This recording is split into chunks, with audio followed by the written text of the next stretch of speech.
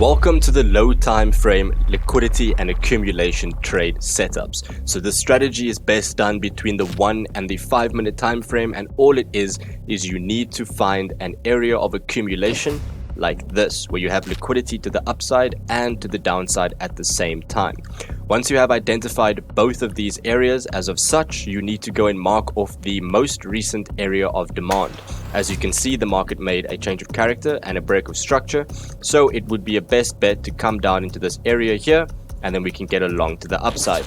We're going to go and look for a long inside of this area, and once we have that position, all we're going to do is target the top of the liquidity range. Right, so the way this works is that the market takes liquidity to the downside, then catches support, moves up and takes out liquidity to the upside, and then gets the sellers out of the market, and then the market can carry on doing what it wants to do. If it wants to go up, it'll go up. If it wants to go down, it'll go down. We don't know that just yet. Boom, and then initial push to the downside, we have a nice bearish closure, and then followed by a bullish engulfing candle, which is a great sign for me on this trade right here. You could even go and then minimize your risk to that level over there once you get a bullish closure, but that's what you would essentially do. Let's see how this trade plays out. Same setup, very similar. You have this accumulation phase over here. It's just basically a range, and you can see if I zoom out a little bit more, the market is somewhat trending in an upwards direction over here. Right, so essentially what we'd look for is we'd look for an area of demand in which this can trade into. Right, so essentially let's mark off these zones. Over here is the first zone, so let's wait and see what price does. I'll play this one candle at a time just so we can see where the entry would be. We can enter the trade over here. We have tapped into the zone. Then all I would do is target the top of the liquidity range over there. This is a simple 2.18 risk to reward ratio. Play it out in full speed. Let's see how it works. Comes down. It's busy ranging again, and eventually it does shoot up to the upside. Boom. Let's see if it clears full TP.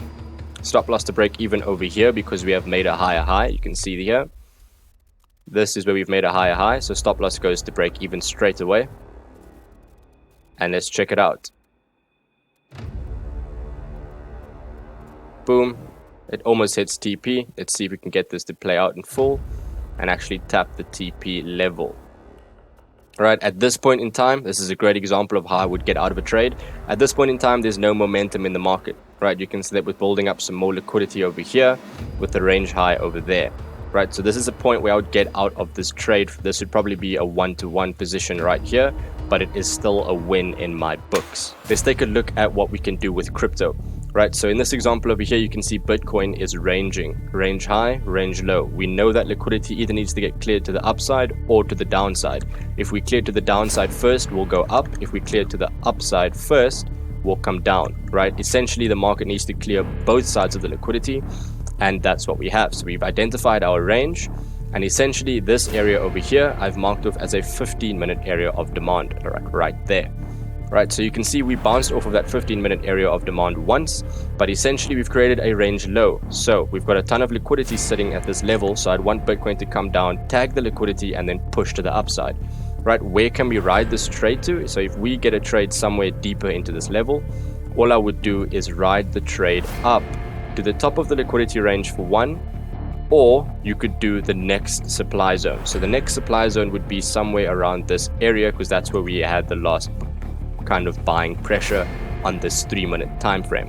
So you can either ride it all the way up to the top over here for a 5-to-1 on the 3-minute, or you can just go straight to the top of the liquidity range. Okay, so let's see if this setup plays out, and we'll see what we can find. Bitcoin's a little bit trickier because it has a lot more liquidity and a lot more volume, right? So you see over here, what I would do on Bitcoin specifically is I wouldn't enter this trade directly on the 50%. I would wait for a candle to close, showing me that we are closing inside the zone, and then I'd wait for a follow-up candle that closes green. So you can see this candle over here closes green. What I would do then is enter on the close of that candle. You can put the stop loss below the zone or below the most recent wick, and then all you would do is ride up to here for TP1, up to the top for TP2, and you can even clear 50% and then another 50% at the top. So let's see how this plays out. We have bullish candle closure again, which is a good sign. As soon as we break above this high, stop loss goes to break even. And let's check it out. Boom, above the high, stop loss to break even. It almost hit TP1, so you could have cleared it. Let's see if it plays out directly to TP2. There we go, TP1 smashed. Let's see, do we get TP2 or do we get stopped out at break even? Let's play this a bit faster. Boom, TP1 smashed, gets stopped out at break even, but it's still a win in the book.